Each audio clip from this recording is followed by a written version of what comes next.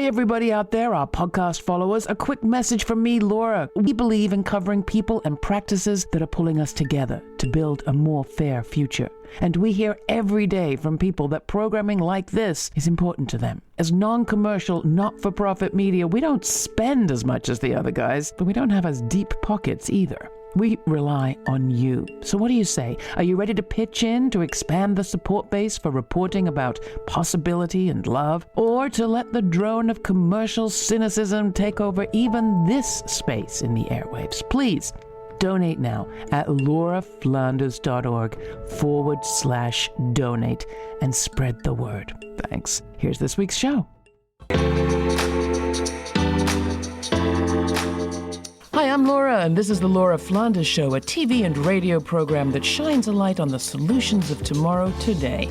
We report on the people and movements driving systemic change from the worlds of politics, arts, and entrepreneurship. Welcome. Budget cuts, racial bias, violence, and kids being kids. Can you remember the last time when the challenges faced by inner-city public school teachers were the subject of a popular TV series? Neither can I. But Abbott Elementary, which has just been renewed for a second season on ABC, does just that. With humor and heart and no shortage of hints about what's wrong and why, Abbott Elementary takes audiences to a West Philadelphia public school that's fictional but very closely based on the one creator Quinta Brunson attended, and especially her experiences with Miss Abbott, her 6th grade teacher. For this month's Meet the Black, Indigenous, People of Color Press, the BIPOC Press, if you will, our colleagues Mitra Kalita of Epicenter NYC and Sara Lomax-Reese of Philadelphia's own WURD Radio have pulled off a miracle. They brought together the real-life Ms. Joyce Abbott and the accomplished actress and activist Sheryl Lee Ralph from the series. Ralph, who won a Tony nomination for her performance in the original production of Dreamgirls on Broadway, portrays Barbara Howard, a no-nonsense veteran kindergarten teacher, in a sometimes testy relationship with a newbie, Janine, played by Brunson herself. The show is a hit at exactly a moment when we need it, when in real-life educators, especially teachers of color like these, are leaving the profession in droves. Our conversation was recorded before the chilling school shooting in Uvalde, Texas, but it asks the relevant questions. Can a TV show help shift the culture and change our nation and its priorities? To delve into all that and more, I'm excited to sit back and hand the baton over to Sara and Mitra, co-founders of URL Media. URL stands for Uplift, Respect, and Love. Thanks so much, Laura. It is so exciting to be here with these two amazing guests for our monthly Meet the BIPOC Press. And so to kick off our conversation, I'd love to ask a question to both of you. I mean, there is such momentum, such excitement about Abbott Elementary. It's getting Emmy nominations and the buzz on social media is so high. What do you think accounts for so much excitement and momentum for this series? And I'll start with you, Sheryl Lee Ralph. I'd really have to say it is the vision of Quinta Brunson. Our young creator has her finger on the pulse of what is going on in the culture right now. She has assembled an incredible room of writers who are bringing all of their different experiences to these scripts, and they are just telling some beautiful truths that are sometimes uncomfortable. But then they put that humor on top of it. So there have been 3 presidents since this one, okay? It's an old book. So here's where I taped in the others. I'd say the main problem in the school district is, no money.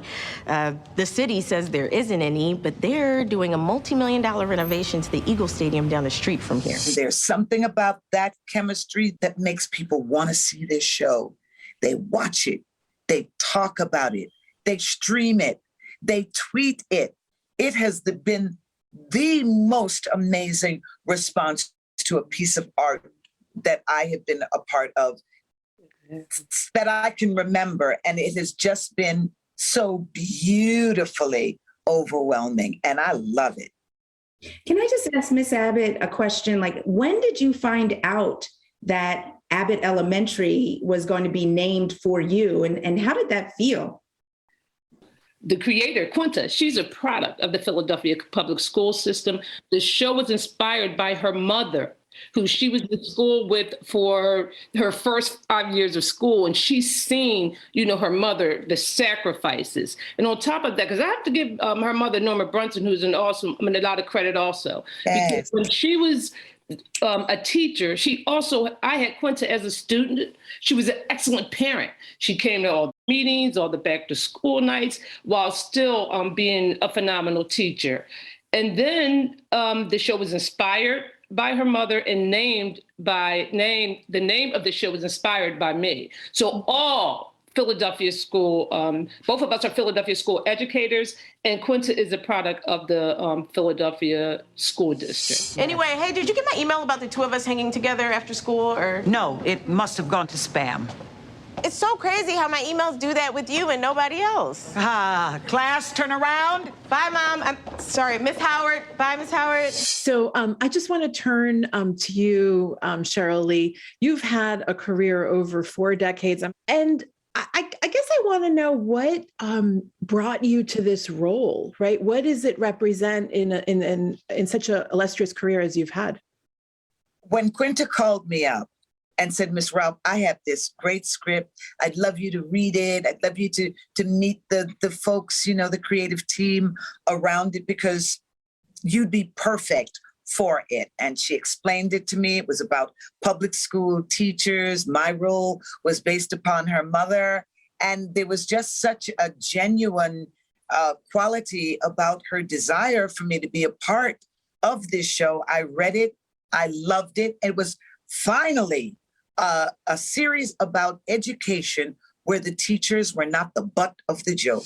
Hey, yo, what it do, baby boos? What y'all think about this little film crew I brought in here? Distracting, makes our jobs harder. But exciting, we about to be on TV. Because they are covering underfunded, poorly managed public schools in America. No press is bad press, Barb. Look at Mel Gibson, still thriving.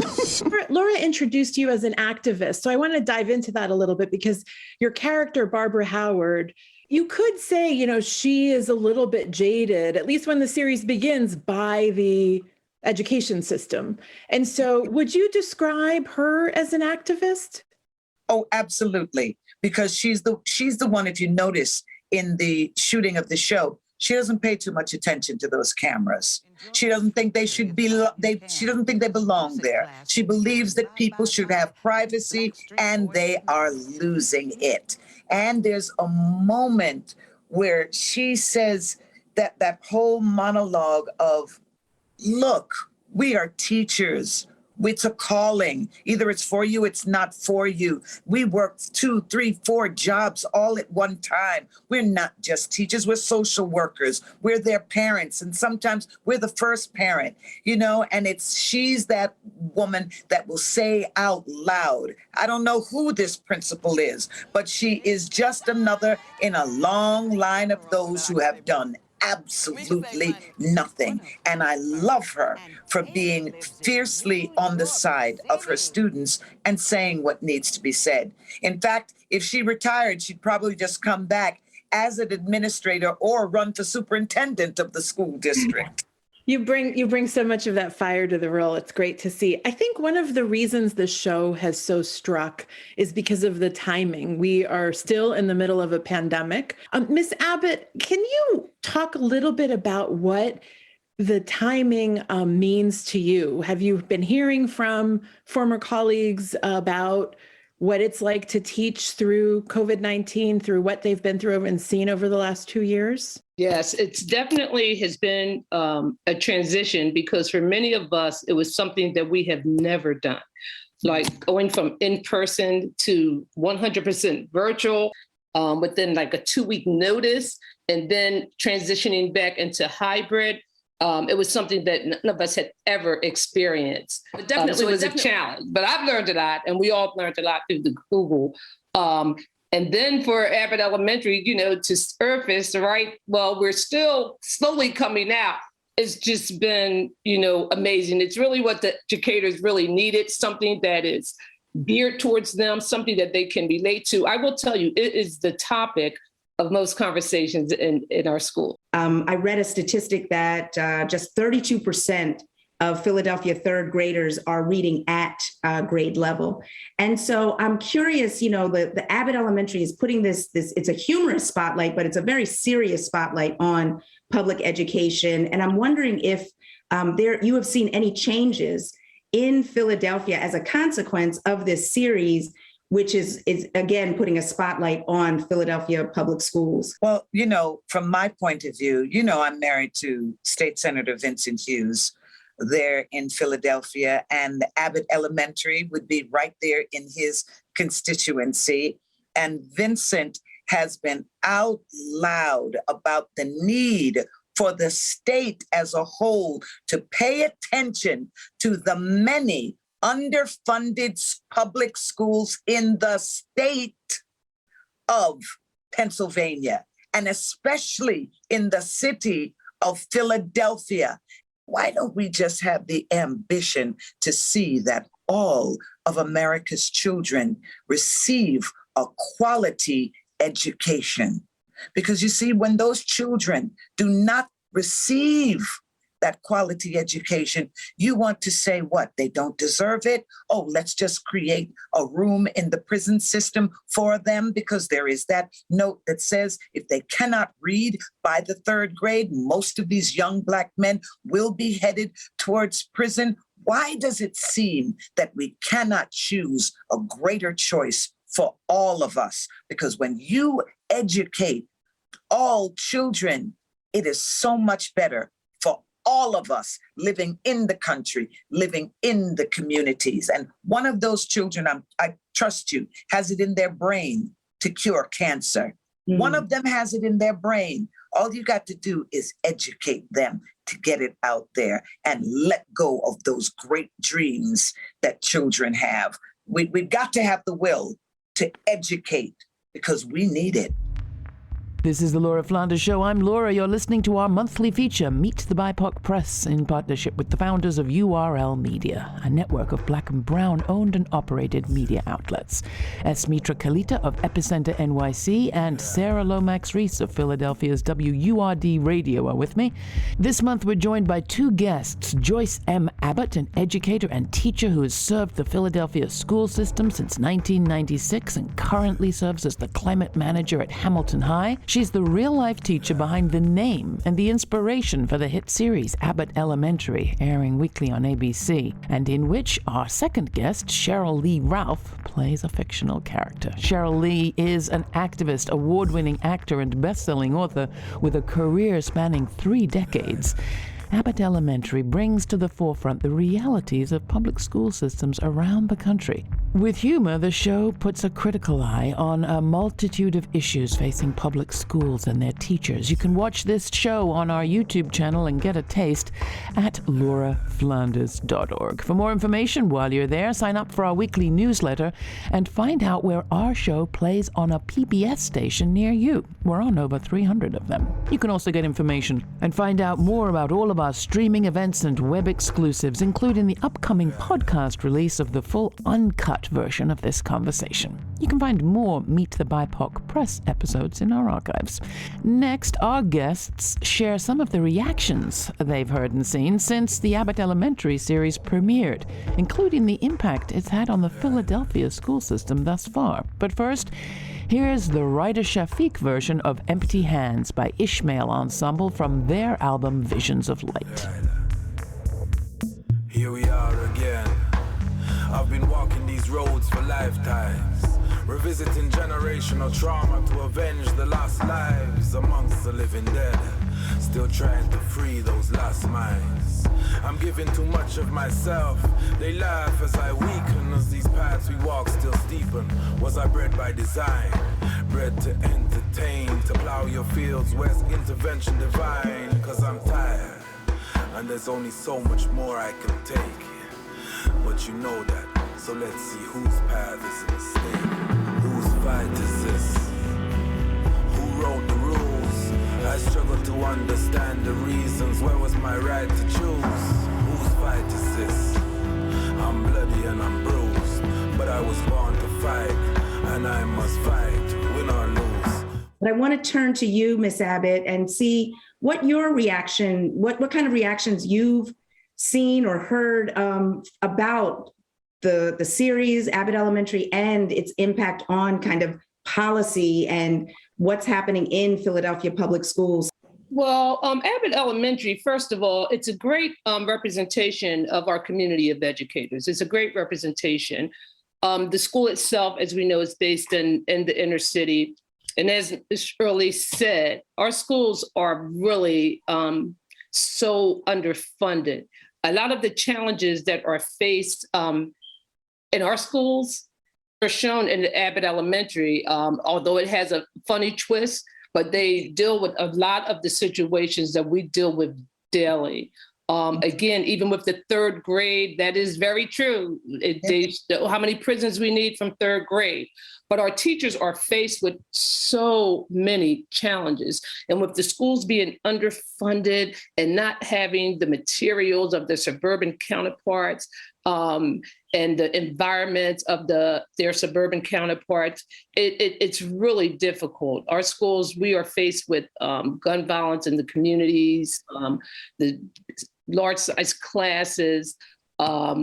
So Abbott Elementary, it's a great representation, as I said again, for the community of educators in Philadelphia and all across the United States, actually, really, for educators everywhere. In Abbott Elementary, we get to have that humor at the end.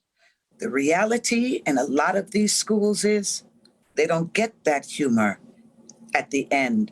And I've discovered that there's so many people across the country who do not realize that there are schools, and so many of them, like Abbott Elementary, in America that are so severely underfunded. There is not a workplace in America right now that's not contending with generational issues among its workforce. And I think one of the strongest relationships with Barbara Howard and the character Janine, played by Quinta Brunson, is kind of Ms. Howard's like seen it all, done it all. And there really isn't a right or wrong in that portrayal. I have been reading up on this, and our students are going to get a huge boost from this software. I mean, our kids are going to be reading at the speed of light. Well, I, for one, prefer the tried and true methods over whatever the latest doohickey is. I mean, I have yet to see the program that can do what I do by, teaching. Well, old school teaching is great, but the latest doohickey can be a helpful addition. Can you tell us a little bit about the lack of ageism in that as well, the approach that you're taking of there isn't necessarily one right side, it just is the way it is with it. How did that come about? Once again, that is Quinta, but I love the fact that we are truly an intergenerational show, not just in the series itself, but in the way people watch the show. The number of people that tell me all the time, finally, TV that I can watch with my kids, TV that I am not upset about what it is they're seeing or what it is they're hearing, and the fact that we can discuss it once it goes off the air. I love the fact that we have the dynamic of a younger woman and an older woman together working out their understandings or misunderstandings. And I think more and more, if older people are willing to open themselves up to younger people, the better it will be. Because if the generation gap, and I've been hearing that since I was a kid, is getting broader and larger and harder to cross over, it is because the generations have not spoken to each other. Ms. Abbott, can you respond to this question about critical race theory? Because I know that in the Philadelphia public schools, there has been a mandate for teaching African-American history for many years. And I'm curious, in your experience as a Philadelphia public school teacher, how was African-American history taught, and what is your take on this real pushback against teaching Black history and true American history framed around this CRT debate? Inclusivity is very, important for our children. I think they do need to know their history, their background, because when I would incorporate it, so many of the students, they just really did not know a lot about their background, about, their ancestors. And I just think it is extremely important because we have a rich heritage. So I did incorporate that, but it was not incorporated a lot. Again, I'm toward the end of my career. I'm retiring this year. So I do think it is being incorporated into the curriculum more. But as far as importance, I think it is extremely important. It's extremely important. But in real life, what is wrong with teaching the truth? What is wrong with teaching about what really happened in this country? Why does it seem that there is a will to teach a false narrative rather than just teaching our children the truth? What is wrong with saying gay? There are gay people in the world. What is wrong with acknowledging their presence here? What is wrong with acknowledging the good that all people of different races, cultures bring to the great dream that is the United States of America? What is wrong with that? There is something going on in the psyche of America when we would rather hold on to lies, when we would rather preach injustice, when we would rather tell our children a skewed view of the world just because we don't like the reality of what is going on. Well stated. That was awesome. Well stated. Yeah. Given the structure of public education, there's charter schools, there's Catholic schools, there are semi-private schools, there's online. Like, where do you see the future of public education going? I have a lot of colleagues and friends in the charter system, and they are experiencing just as many problems and have the same concerns as the teachers in the public school system. But I do believe that parents should not have to pay for a private education to receive a quality education. I don't think anything can prepare for when you go into the classroom for the things that you are faced with, that you are charged with, the different type of behaviors, and even coming off of, still in the pandemic, all the trauma with the civil unrest. It's just a lot. And you really have to be willing to invest a lot of time and a lot of energy. And sometimes it's very difficult, for young teachers, especially starting out families. I know some that have to go home to young kids and they're just exhausted. I would love to see our schools as a whole do a lot better. How can that happen? I just really think that we really need people that can really go into these schools and really understand these students, understand the population, understand the home life, because if you really have no idea of what their home life may be like or the communities that they come from, you may not understand the different challenges that they face, and you may not understand why they are behaving a certain way when they come into the school, or why they not have their homework if you have no understanding of their home life or what they have been through. A lot of people were saying, these kids have missed a whole year of school because they didn't get on a computer. What can I do? You have to be creative. You have to think. I'm going to have to do what I have to do. If it means staying late, coming early, pulling little groups, keeping them from here. All right, today, have lunch with me. You have to just really think outside the box and be creative in order to ensure that your kids is successful. Now we fully understand why Abbott Elementary is named for you, Miss Abbott. Your commitment and your tenacity and all of that is so clear. And we want to really thank you and Sheryl Lee Ralph for being with us today for this edition of Meet the BIPOC Press. Thanks so much.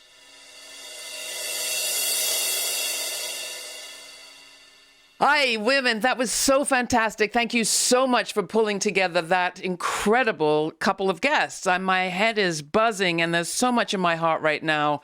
We're talking soon after the massacre of Buffalo, the midterm elections, this ongoing attack on this trumped up idea of critical race theory.